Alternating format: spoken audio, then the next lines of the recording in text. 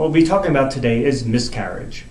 Miscarriage is a very frustrating problem, and as an infertility specialist and subspecialty of OBGYN, I can say that most doctors don't receive detailed and thorough training in this very frustrating diagnosis of chronic miscarriage.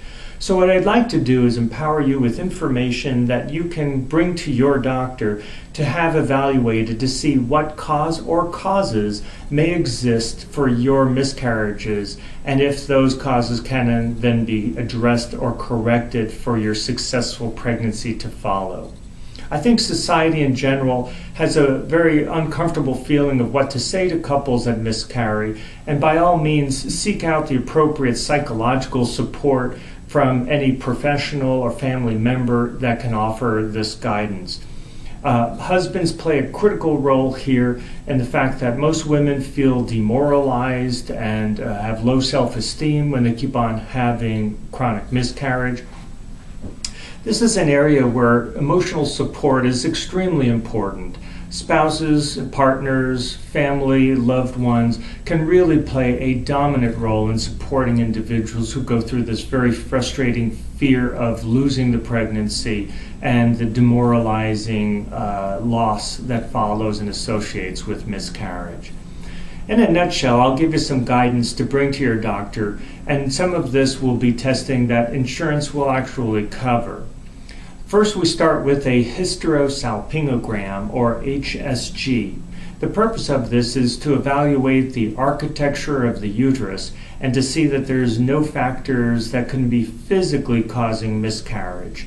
Examples of this would be fibroids, polyps, uterine malformations, scar tissue, most all of which are very correctable by surgery, inpatient or outpatient. The second factor to look at is some of the age and egg quality related issues.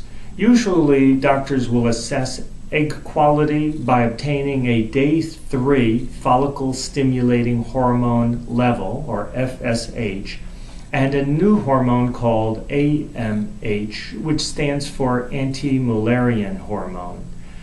Along with an estrogen level, on the 3rd day of a woman's cycle, these parameters will give us a view of egg quality.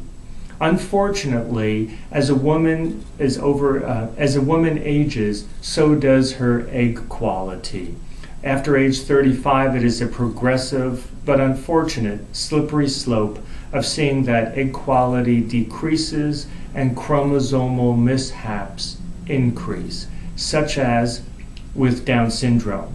As a result of this, we see that the average 15% miscarriage rate for the general population at age 35 will continue to increase to 20%, 25%, 30%, and even up to 40% as women are approaching 45 years of age.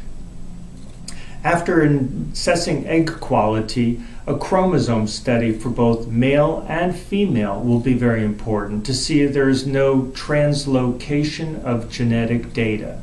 Couples may harbor one of these issues, and an individual may harbor a translocation of genetic data, which means that the 46 chromosomes may all have their presence, however their location isn't always in the correct place.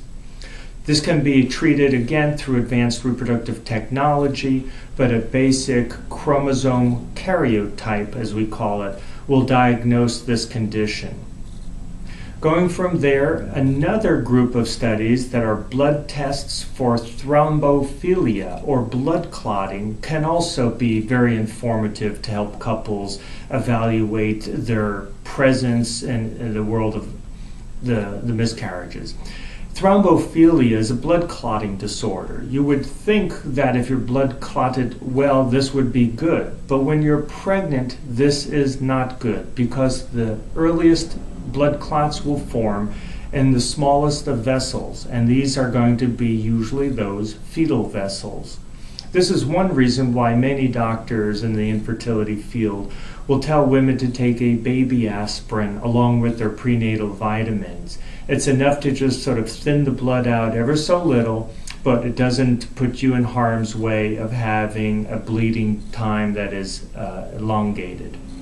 From that point, we go forward after testing for blood clotting disorders that include Leiden factor 5, protein S, and protein C deficiencies, etc. And then we go into the last world of antibodies.